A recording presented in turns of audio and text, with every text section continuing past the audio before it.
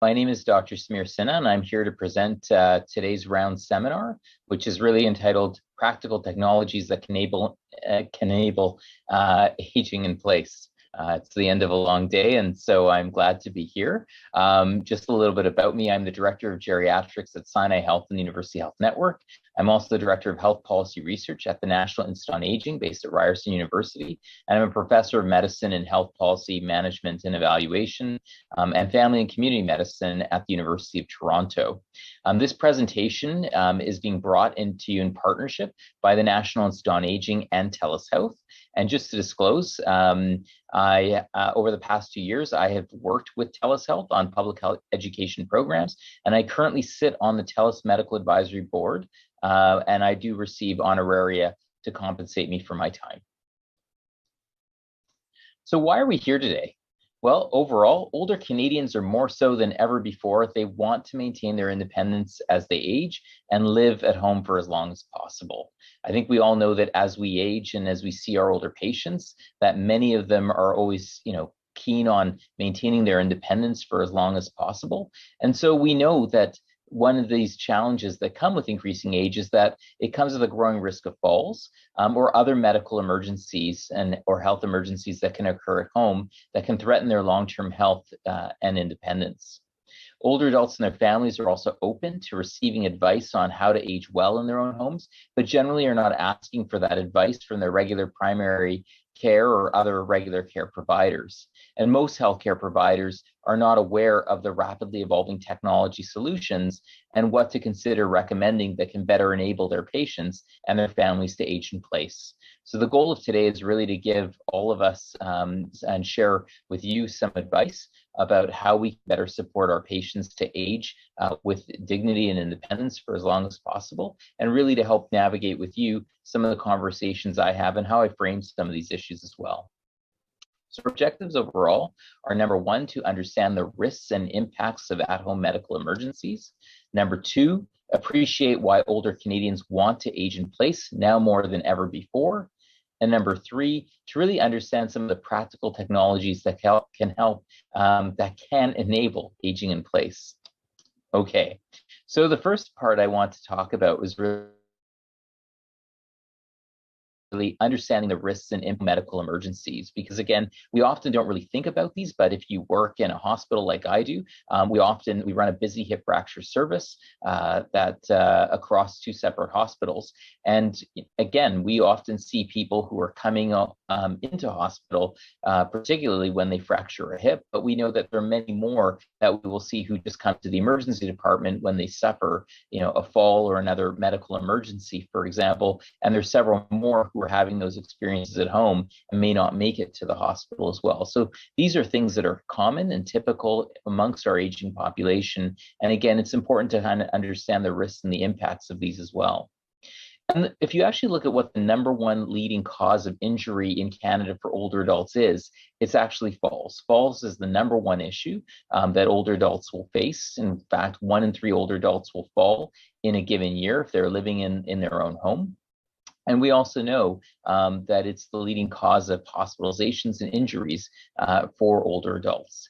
We also know that when you ask about what is the most common fear amongst older adults, it's that, or the number one phobia, it's actually a fear of falling. Because again, this happens quite often. And again, people don't want to fall, but it often does happen. So what are some of the risk factors? Well, what are some of the risk factors around falling? Well, number one, age. Age is the number one risk factor associated with falls. As I said before, falls are the leading cause of injury-related hospitalizations amongst older Canadians, 65 years and older.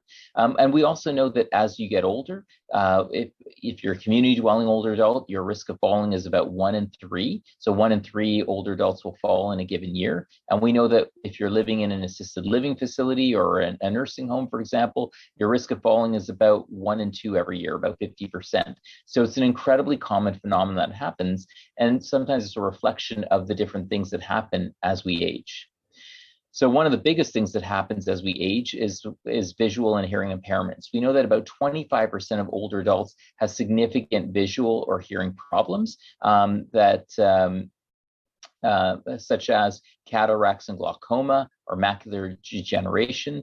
We also know that hearing issues that often that require hearing aids, these are issues that actually affect 25% of older Canadians, and they often require and they can actually impact day-to-day tasks that require focus and balance as well.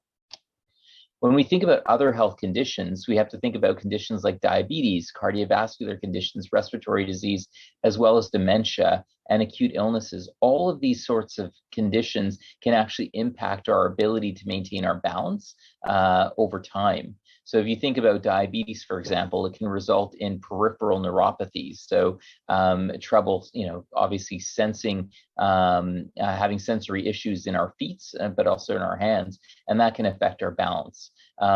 When we think about respiratory illnesses, for example, like COPD or asthma, that shortness of breath may make it hard for us to maintain our ability to do things and could affect our balance as well. When we think about dementia is something that people often don't think about, but again, just like age being the number one risk factor related to falls, age is the number one risk factor for developing dementia. And while we think about memory issues as being a defining piece of dementia, we also that visual spatial reasoning, so the abnormal clock drawings that we see or the impacted visual cube, that also represents how people are seeing and interpreting their surroundings. And so again, that can affect our balance and our gait as well.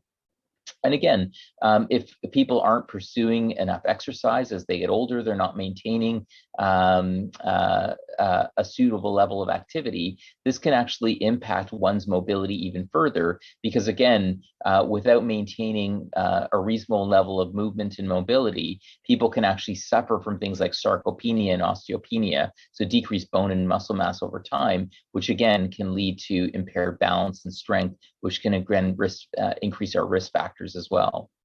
And then while the things that I just talked about are what we call more intrinsic risk factors, we need to think about those extrinsic risk factors as well.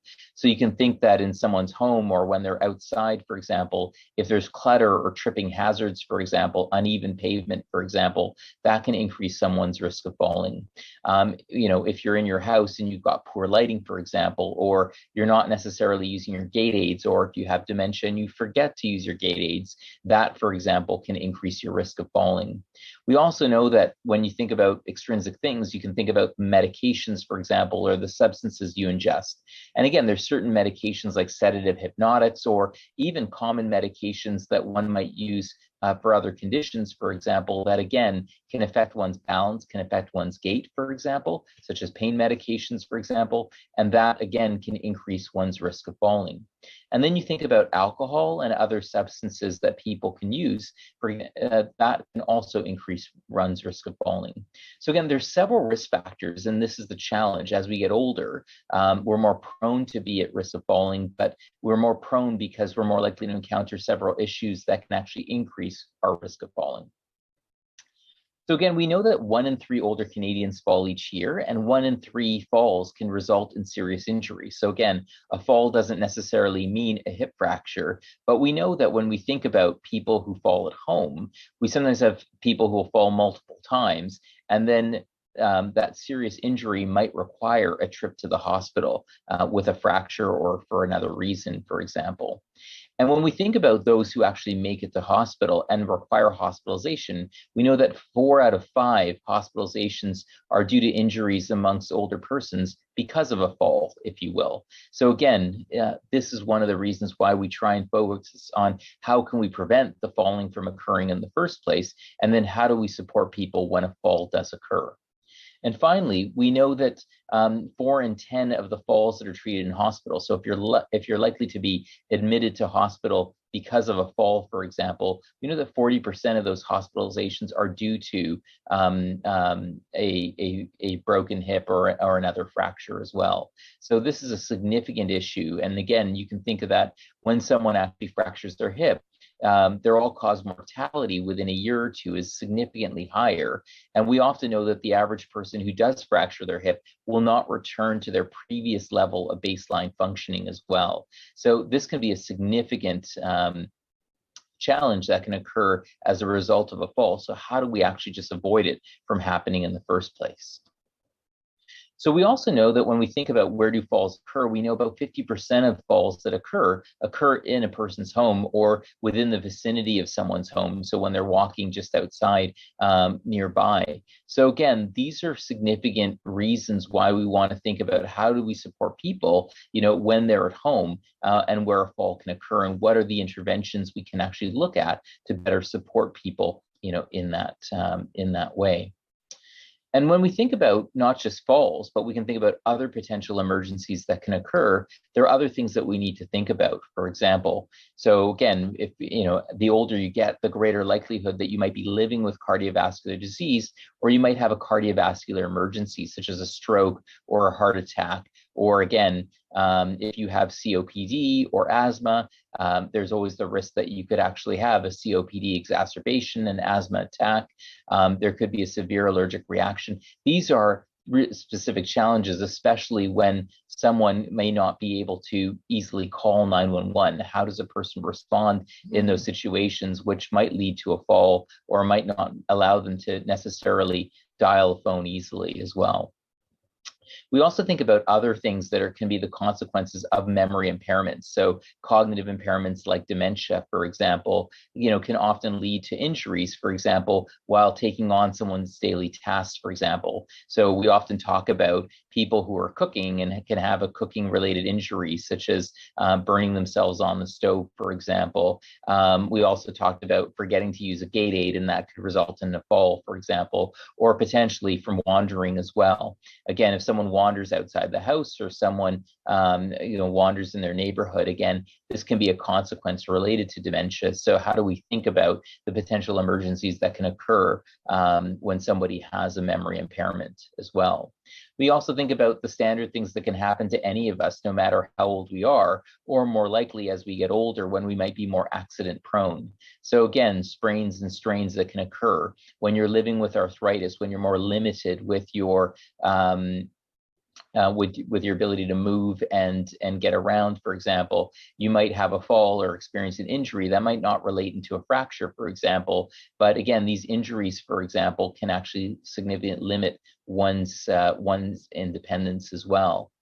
And then the other types of emergencies that we often don't think about intuitively can be natural disasters or other emergencies. So, when you start thinking about it, power outages, for example, or heat waves, for example, winter storms, flooding, home fires. These are all things that can occur, unannounced, for example. And again, how does somebody access help easily when an emergency like this occurs? So again, it's always important to think about the things that, can necessarily happen to all of us, for example, but are more likely to occur or leave someone vulnerable as we age.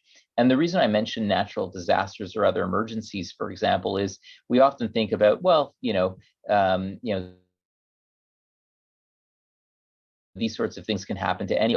Well, actually, when you look at all the data that we've accumulated over the years, 2/3 of the people who tend to die when there's issues like flooding or heat waves or winter storms tend to actually be older adults, even though they represent less than 1/5 of our population as well.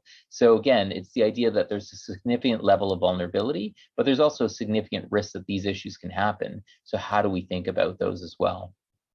So now that we have a framework about what can actually happen and what are the things that can threaten someone's independence at home, whether it be falls or other medical or non-medical emergencies, it's really helpful to understand why older Canadians want to age in place now more than ever before, especially in light of this recent pandemic as well.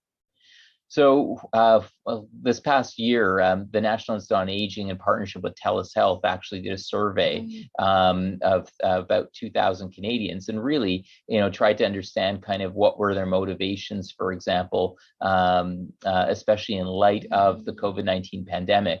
And what we really found was that nearly 100% of older Canadians recently surveyed said they plan to live independently in their own homes. I don't think that's rocket science, in the sense that if you ever ask anybody, where do you aspire to end up? I don't think anybody ever raises their hand and say, I want to move into a nursing home, or I want to live in a retirement home. Pretty much everybody aspires to end up living in their own homes for as long as possible. But we also know that 30% don't feel prepared should they be alone when a medical emergency occurs in their homes. We know that the older you get, the more likely you are to outlive your family members and friends. You might be widowed, for example. You might be living alone in your own house and your kids live across the town or across the country, for example. And so many older adults are more likely to be living on their own as they age, for example, and many don't feel prepared. What happens if a medical emergency occurs? How am I going to get help, especially if I can't access the phone, for example, as well? So we know that 79% as well of older people in particular say that they haven't spoken to their healthcare professional about what to do if something occurs to themselves or a loved one, for example. And I think it's important, like, why is there that disconnect? For example, why would older people say that they haven't spoken to their healthcare professional? And I think if you think about this disconnect, for example, I think a lot of people just say, well, I see my primary care provider, I see my healthcare professional, I see them for medical advice, for example. I don't see them for things like, what do I do in emergency? If I'm in an emergency, I call 911. I either get a firefighter or I get a paramedic. That's what you actually do. You call for help. That's the way where you look for help in that. So what would my healthcare provider know or advise me about these issues? And so why would I actually talk to them, for example? So I think part of it is that a lot of older persons, while they're concerned about falling, while they're concerned about those things, they don't necessarily think that a lot of these issues, are preventable, or that their healthcare provider, could be a source of information. And often, frankly, I think a lot of healthcare providers will say, well, when someone asks me about, what do I do in the event of emergency, I think a lot of us, are used to that idea that, we always say that if this is an emergency, call 911, go to the emergency department. But there is often advice that we can actually give our older patients, to help them navigate, as well as their families navigate some issues in case an emergency occurs and affects them or their loved ones. So as healthcare professionals, we can provide older Canadians and their families with the right information and tools to help everyone age in place and with greater confidence. And I think this is the goal, of this talk, is just to kind of help educate ourselves a little bit more about what's out there and potentially who to refer people to and how to consider that as well. Because again, as our patients are aging and there's going to be more and more older people in place, these are issues where people are saying, I heard about this and what about this? And I think helping to be able to point people in the right direction can always be helpful as well. So right now, we also know that 83% of Canadians who are older, so 55 and older, say they are actually open to receiving advice on how to live safely on their own. And that, again, can be from anybody. That could be from a healthcare professional. It could be from their own family members or friends. But again, often, how many times will older adults, as we said, think about directing these questions to their healthcare professional or even their own family and friends? Sometimes they're just not sure what to do or who to ask for advice. And when we're so conditioned just to call 911 in event of emergency, again, how well does that work for people in general? So the third part of our talk is really understanding the practical technologies that can help enable aging in place, and really focusing on what are some of those opportunities that we can actually, help be educated about and kind of help dialogue with our patients and just give them some strategies and solutions that might work better for them.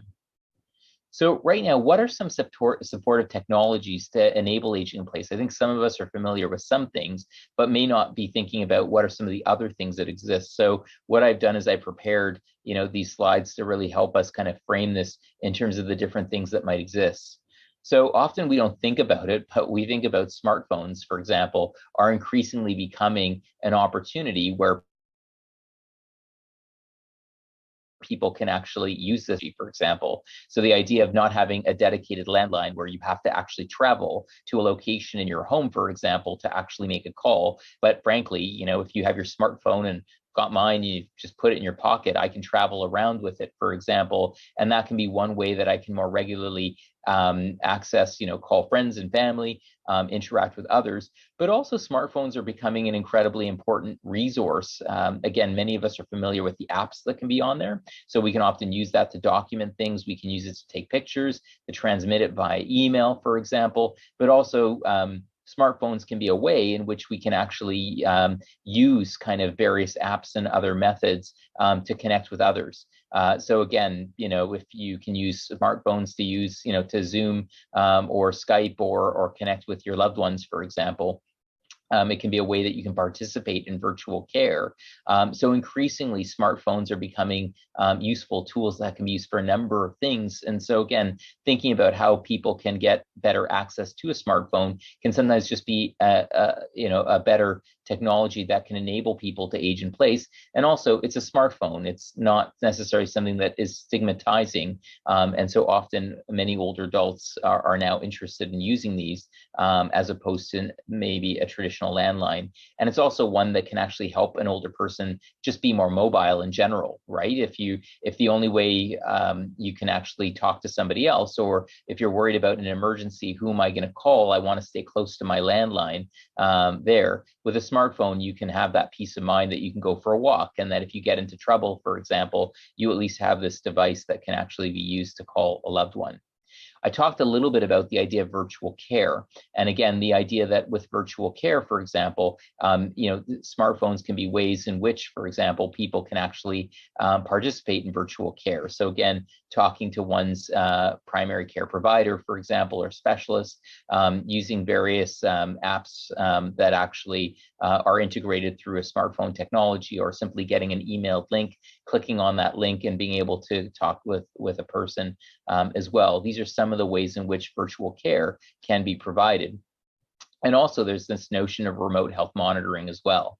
And so again, sometimes by using a smartphone or other devices, for example, one can actually be using a technology, for example, that can actually provide regular updates on one's own blood pressure, pulse, other metrics as well, that can actually help connect someone and their health information with someone who might be monitoring it, and can give them parameters as well. And so with remote health monitoring technologies, for example, that can record people's blood pressure, heart rate, blood sugars, other things.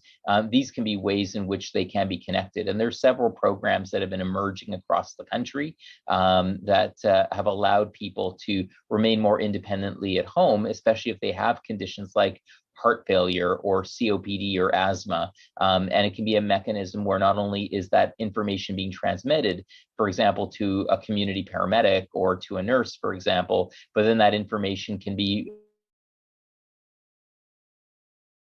connected on their primary care provider, who can then provide more advice about how to intervene. And remote health monitoring can also be used as an educational intervention as well. So people are learning more about how to track their issues.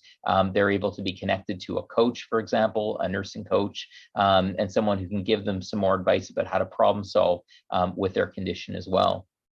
One thing I just want to point out is that one thing I was very proud to work on last year was kind of this idea of how do you get smartphones more accessible to people. One of the problems that I've seen over time is that a lot of older people would like to have access to a smartphone, but smartphones can be expensive, and then the cell phone plan along with that can be incredibly expensive as well.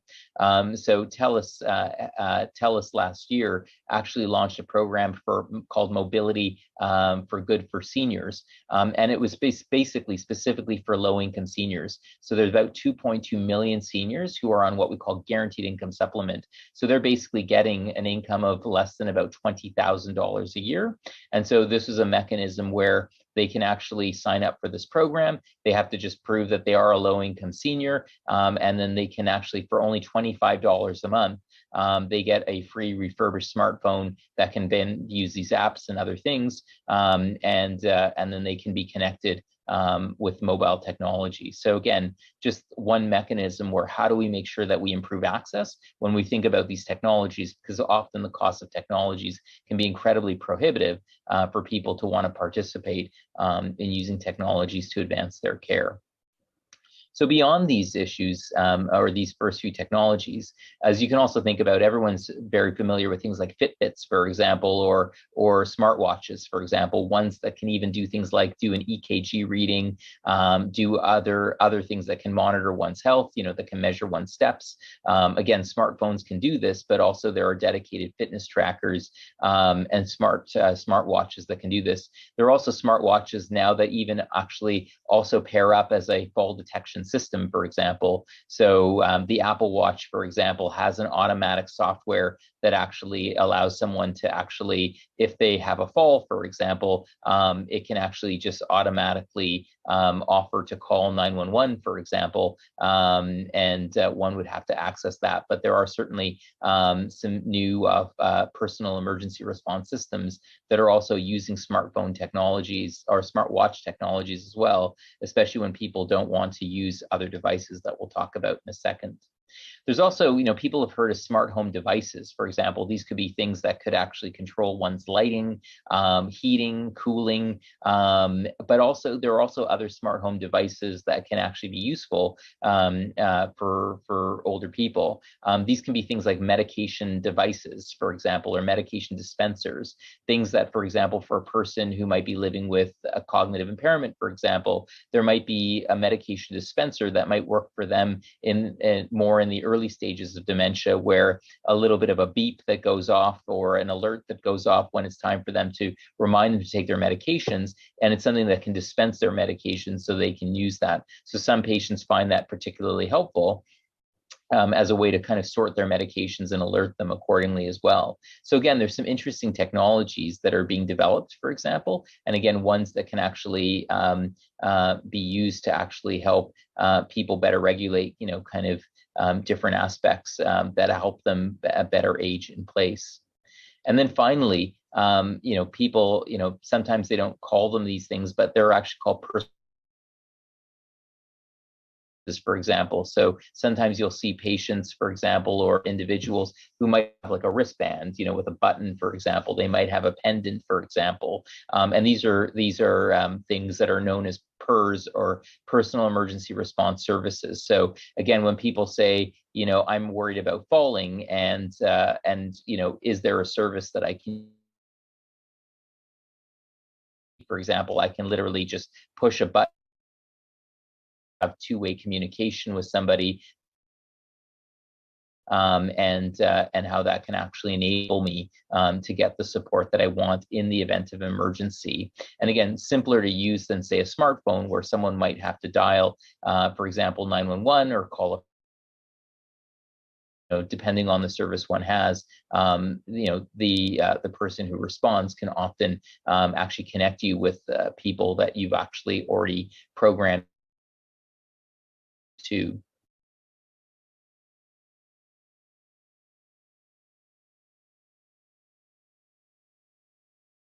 Things involved, like what does it actually look like, for example. So often when people want to use one of these services, for example, there's some equipment, for example. So sometimes, for example, depending on what service or option that one person wants to take, for example, they might have a system, for example, that has a base unit, for example. So it's something that actually you plug in, for example, in your home, and then it's a device that works with a base unit in your home. So for example, you might be wearing a wrist pendant, for example. You might be wearing, for example, a necklace or a pendant that way, but you have to stay within the vicinity of your home, because if you go beyond your home, for example, and press the button, it won't work.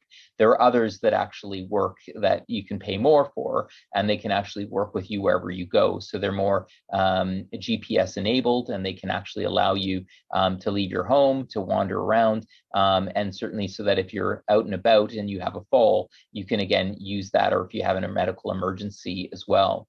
But basically the premise of these is that they actually have, there's an electronic piece of hardware, for example, that will connect you to an emergency response center. And then that emergency response center will have a person that you can speak to, for example, that can actually understand what happened. This is where you might say, no, I had a fall, but I'm actually okay.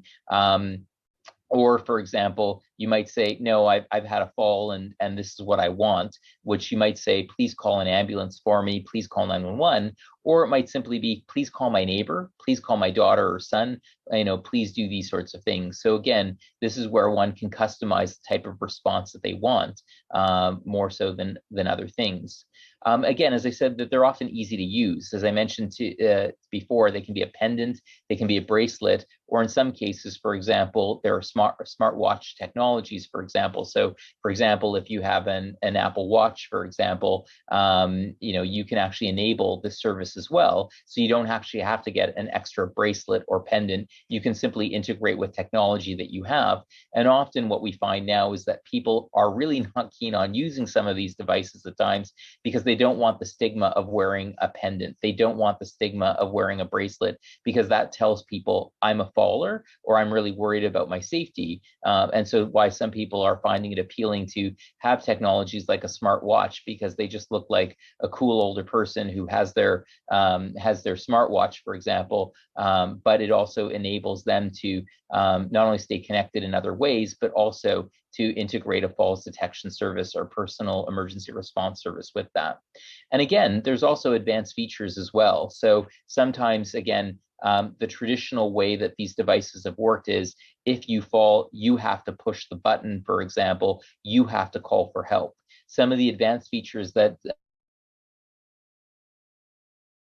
some of these devices now have is that if we have a fall, that device can actually detect the fall itself, and they're actually highly accurate. So they can actually detect the fall, and then they will automatically work. So they will actually automatically speak to you and connect you with that response center where someone will come online and speak to you and then help you to determine what happens. And again, if they're trying to reach you and they're not getting you and they see that there's a fall, this is where that emergency response center will automatically then dispatch for help. They will call 911. They'll let your emergency contacts know what's going on.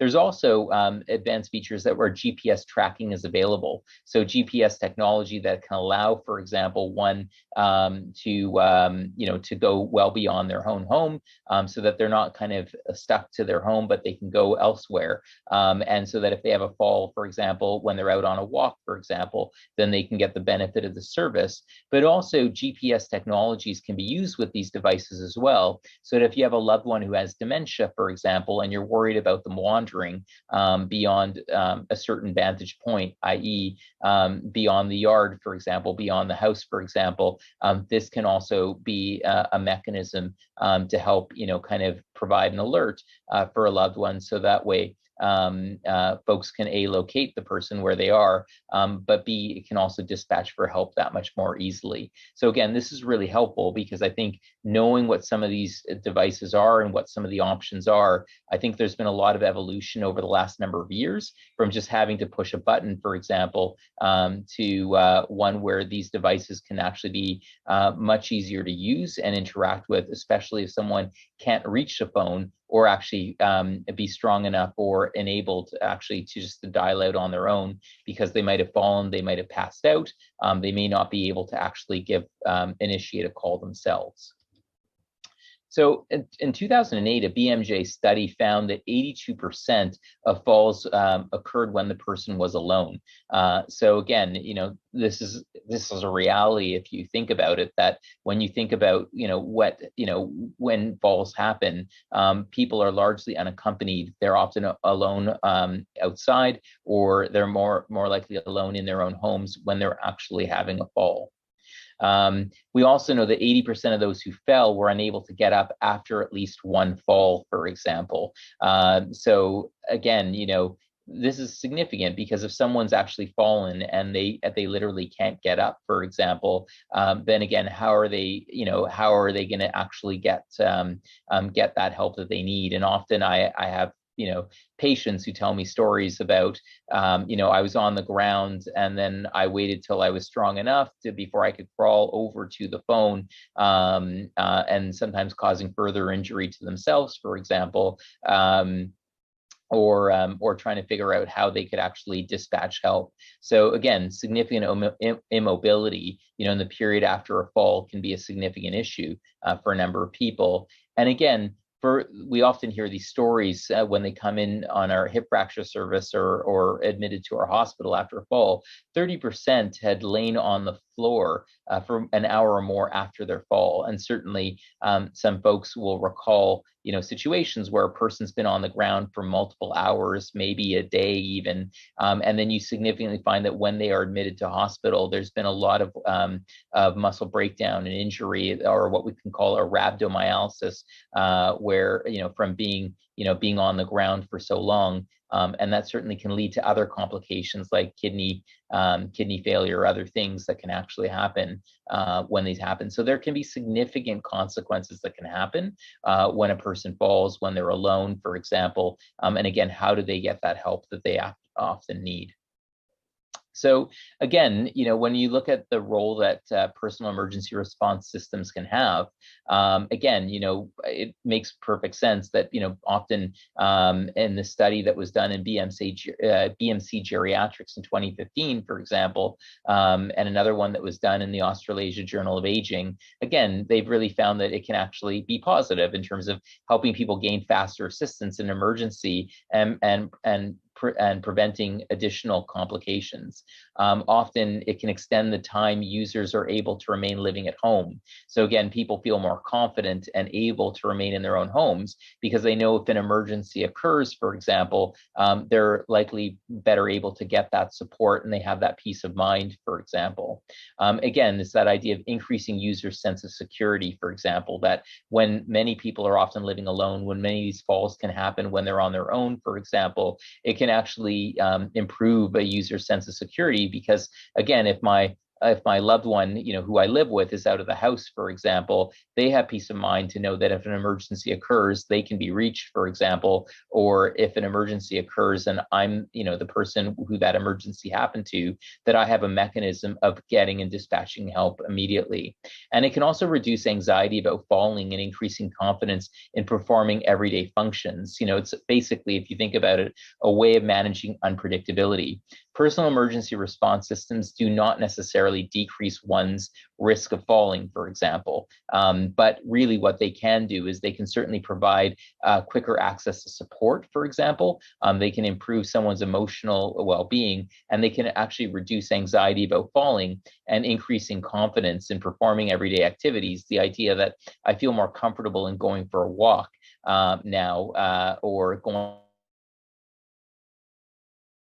outside because I do have support, for example, in case of an emergency. And it's actually amazing because I remember when I've chatted to various organizations that run these services, for example, it's amazing to find that upwards of 90% of the calls they actually have, from users of this technology are what they call reassurance calls. A person who hasn't had an injury at all, but they simply are calling, they press the button, for example, or they dial and they call the control center just to make sure that the device is working and that everything's okay. And so often many of the groups that run what we call personal emergency response services, for example, know that one of the biggest things that they're providing is a sense of reassurance and reassurance checks.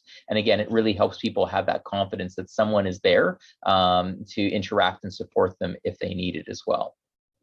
So there are different PERS options. There's many different players, in the market, if you will. And again, just to give you a sense of what the costs can be, they're all comparable, for example. But again, they're all, start at around roughly the $25 to $36 a month mark. And certainly, as we talked about before, depending on additional options that people want, like that GPS, connectivity or those other things, for example, that can actually increase your monthly cost, for example. But again, reasonably affordable. And while these aren't necessarily covered by some health insurance plans, for example, sometimes these costs can actually be covered as a medical expense or a disability expense. And so again, not an insignificant amount, but actually relatively affordable for many people. And again, an option that can help one kind of inform people in terms of what are different resources that exist.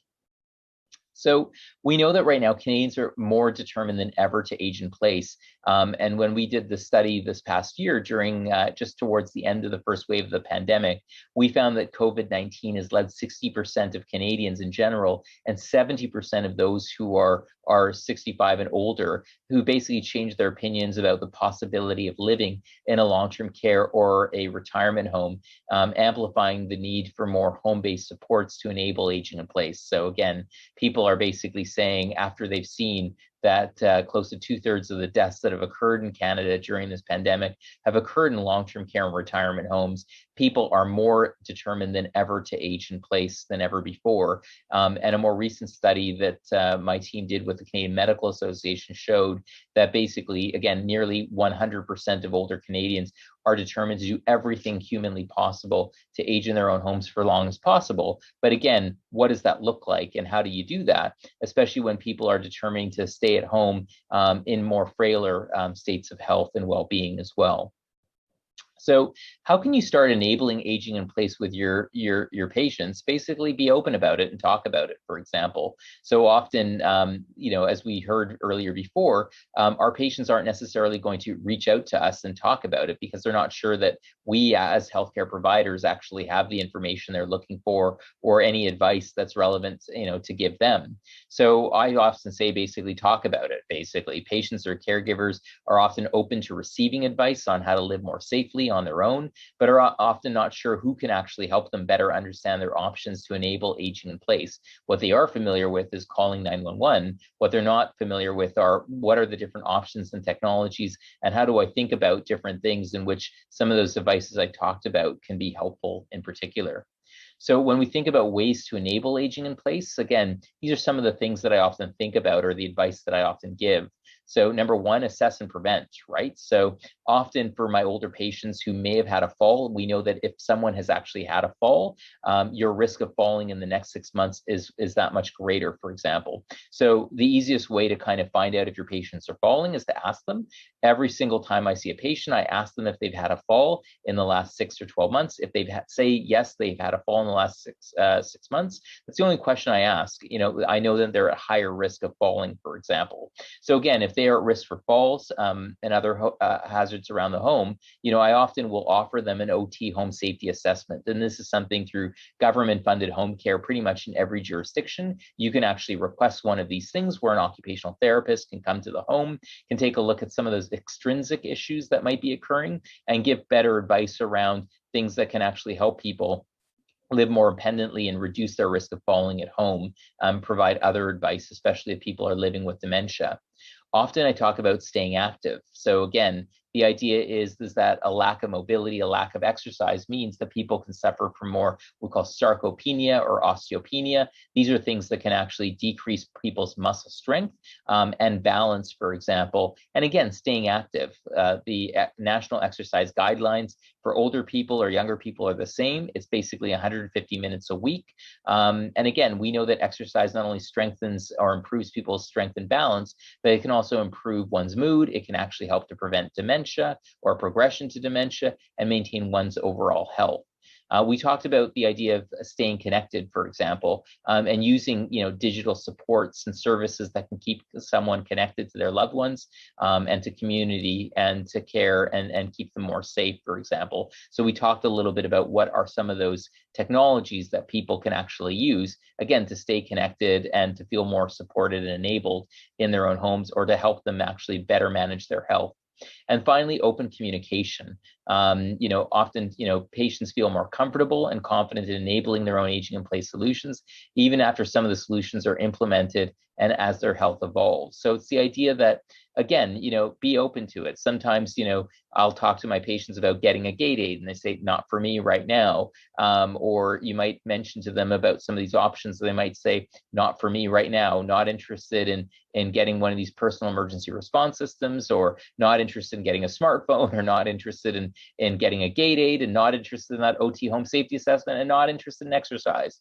But I think the key is just not to close off the conversation. It's the same thing we talk about with vaccine hesitancy. Someone might say no right now, But again, their perspective might quickly change over time after a significant fall, after they really become worried about maintaining their health and independence. You'll often find that people are more open to things at different times. And again, being able to revisit that conversation about the things on this slide, about what are the things that they can do. Because often when a person's independence is threatened, they're much more interested in figuring out what you can do for them to help them stay healthy and independent as well. So my bottom lines are really that aging in place is a top priority for every older Canadian. Though there are increased risk for experiencing injuries, medical, and other emergencies that can threaten that. So again, it's the idea that if you ask any of your older patients where they aspire to age, they're going to tell you they want to remain at home for as long as possible. And again, if they're at increased risk for experiencing injuries as we get older, we know if they have medical conditions, we know they are, then again, it's always helpful to kind of ask them, have they talked about these opportunities, and have they explored these? And, what are the things that, we can recommend to better support them to, age in place for as long as possible. We know that older adults and their caregivers can often benefit from a number of cost-effective at-home technology solutions that can help people stay connected. Basically, I talked about a number of different things. You can get if you're a low-income senior, you can get a smartphone for, as low as $25 a month. If you need a personal emergency response system, you can get that again for as low as $25 a month. So again, these things aren't exorbitantly expensive, for example, but these are basic things that can buy people peace of mind. They can actually help them be better connected and feel more secure. And again, these are important things that are helpful. But again, we know that a lot of older Canadians are not having these conversations with their regular healthcare professionals. But again, it's important that we be open to talk about these things and that we can basically better support people to prepare themselves as well. And we know that armed with a better level of knowledge and awareness of aging in place enablers, healthcare professionals like us can better engage our patients and their families about possible tactics and technologies to support aging with greater independence and peace of mind. So with that, I'm going to pass things over to Jane, and I think we have about 15 minutes for questions during our round session. So Jane, over to you. Yes, thank you very much, Dr. Sinha. That was a fantastic presentation and very informative. And so I thank you. I thank you for coming onto the rounds and delivering that presentation. I do have a couple of questions to ask, although I think you did address some of those as you went through your presentation. I really like myself that it was a good point that healthcare providers aren't typically thought of as the first person to talk about what happens in an emergency. So I think that was a good point that a lot of our healthcare providers will take, and think about. One of the first questions is, you touched on it briefly, but how can healthcare providers approach patients with regards to PERS, especially if they're opposed to having a device? So what techniques, can you just reiterate how a healthcare provider can talk to their patients if they're struggling with, admitting that they need that device? Yeah, so I think with anything, right? Again, it's meeting people where they're at, and I think again, a lot of us will be familiar with the same issue about. I'll give a parallel example about vaccine hesitancy, for example. So again, we'll approach a person and they'll say, are you interested in having a vaccine? And they might say no. And so that shouldn't be the end of the conversation. For example, if you feel that this could be a reasonable approach, for example, I try and just ask the question, why? What's underneath that view? For example, why are you not interested in having an occupational therapy home safety assessment? Why are you not open, for example, to potentially thinking about getting a personal emergency response system? Because sometimes, people will say, well, it's the cost, for example, and I'll say, okay, well, and I'll say, well, what have you heard about the cost? And they say, well, I've heard that I had a patient the other day who said, well, I inquired and it's $75 a month. And I said, well, that's a lot. I don't know who you're working with, but, there's a service for as low as $25 a month. And they're like, oh, okay. Do you have a pamphlet for that? So it was kind of the cost issue.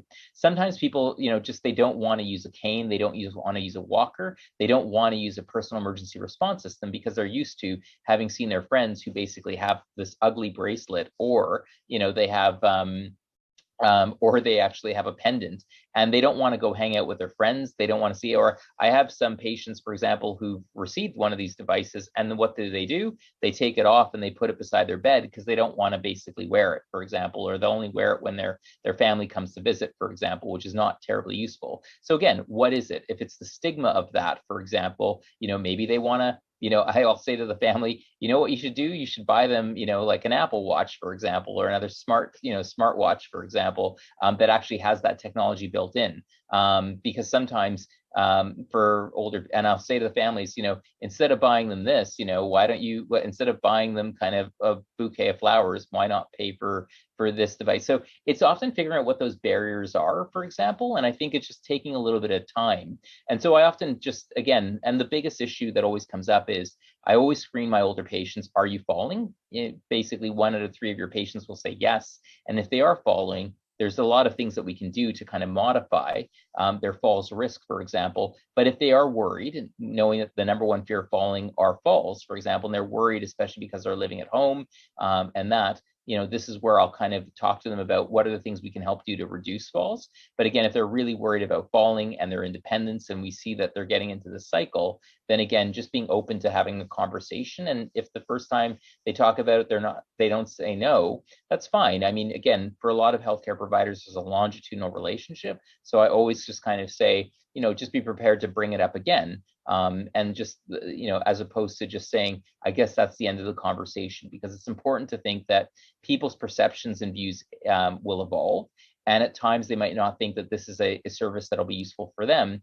And when their thinking shifts over time, that's when it's really helpful if their healthcare provider can just bring it up again, and raise that with them, or be open to them raising that again, with you. Yeah, those were very interesting and useful points. So thank you. One of the questions was, what do you do if a patient is opposed to wearing a device in terms of, like, the bracelet or the actual neck device? So you mentioned about Apple Watches and other GPS devices and wearables like that. So that's an interesting point, that if the patient doesn't want to have a big necklace or device like that that's obvious, then they can there are other options nowadays. Yeah, and what I really like about these discrete things, for example, is, again, I think the biggest, one of my colleagues, for example, will always compare the pendant to a cowbell, and basically say people just don't want to look like they've got a cowbell on, right? Because it really is this marker that I am old, that I am frail, that I'm vulnerable. And so people don't want to wear that. And you can totally understand why. Who wants to actually wear a sign saying, hi, everyone, I'm vulnerable? And so this is a mechanism where, again, what I like about, the idea of a smartwatch technology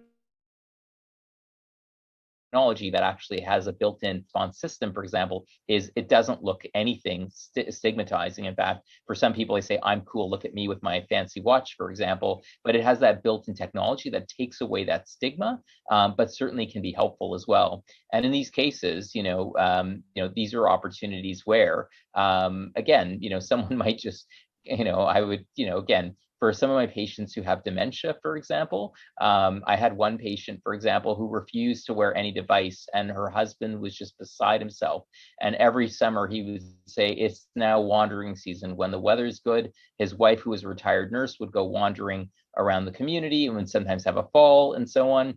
And so it was great because, I remember one time, she wouldn't wear any of these devices that he would try and find for her. And then when there was a smartwatch option available, it was funny because I'll tell you this, one day I came in and she wouldn't trust him because she always felt he was doing this. And I said, I'm giving you this watch. This is a gift to you. You can use this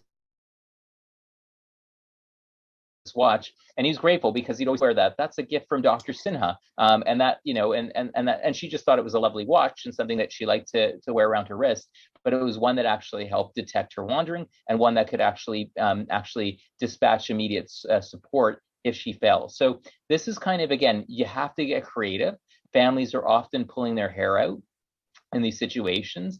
And by knowing these options and knowing these things that were available, I could help problem solve as a geriatrician. But again, for a lot of primary care providers. Again, it's how do we have just a knowledge or awareness of this so that we can be a useful resource to families. And at least I just point them and say there are a number of different providers out there, give them all a call, figure it out. Some people will be price focused. Some people want, there are certain features that they're more interested in. And that's why I think it's really important just to kind of let people know that these things exist so that they can actually make their own decisions. Yeah, we have one other question here. What types of issues put healthy and independent aging of seniors at risk? Can you say that question again, Jane? Yes, sorry. What type of issues put healthy and independent aging of seniors at risk? I think you covered that off at the beginning of the presentation. But yeah. What issues really, you mentioned just now falling too, but. Yeah, I think, again, so if you think about healthy seniors, for example, we just 1 in 3 older adults will fall in a given year. So that's people basically 65 and older. Once we get towards that age, we just know that, again, as we get older, for example, we're at more risk for falling. And that's for a whole bunch of reasons. We call them intrinsic reasons. We call them extrinsic reasons. And it depends on what people define as healthy, for example. But we know as we age, we have decreased bone and muscle mass.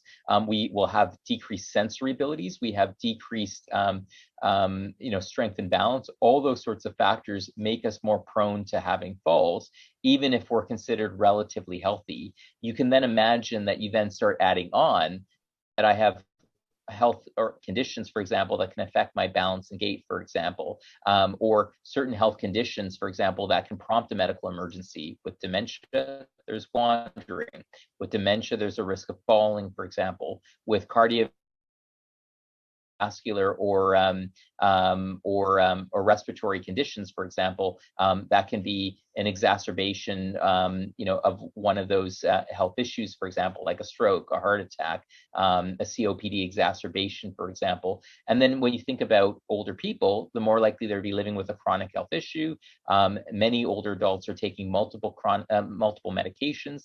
Those medications can also increase your risk of falling. So all of a sudden, you find that as people age, for example, a healthy older person, for example, is already at risk of falling.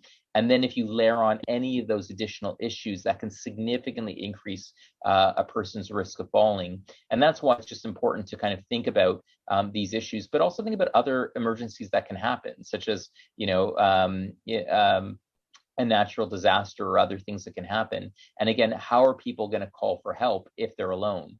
And when 30% of older Canadians say, that that if an event of emergency, for example, they're just not sure how they're going to respond. They don't really have a clear plan about how they would manage it. They could just hope for the best. And that when we know that 80% of falls that older adults experience happen when they're alone, I think that really builds this fear that a lot of people are worried. I just don't want to think about it, because if there's an emergency, I don't know what's going to happen. I'm just going to hope for the best. Whereas at least, kind of being able to be proactive and know that there are things older people can do now that technologies are rapidly changing, that the cost of these technologies are getting better with time, and that there are options out there that people can consider. I think this is where, again, I think people are increasingly want to figure out what they can do to stay healthy independent, when they don't realize that their healthcare provider might actually have information that can be helpful, there ends up being that disconnect or those two solitudes. And so the goal of today's presentation is just help to build that, bridge that, by making sure healthcare professionals and others are just better equipped with the information that they can use. Yeah. Well, given time, I think I will just wrap everything up now, and thank you for your time. And the video will be on demand on the rounds as well after this. So thank you ever so much, Dr. Sinha. It was a very interesting and informative presentation. Thanks for having me, Jane.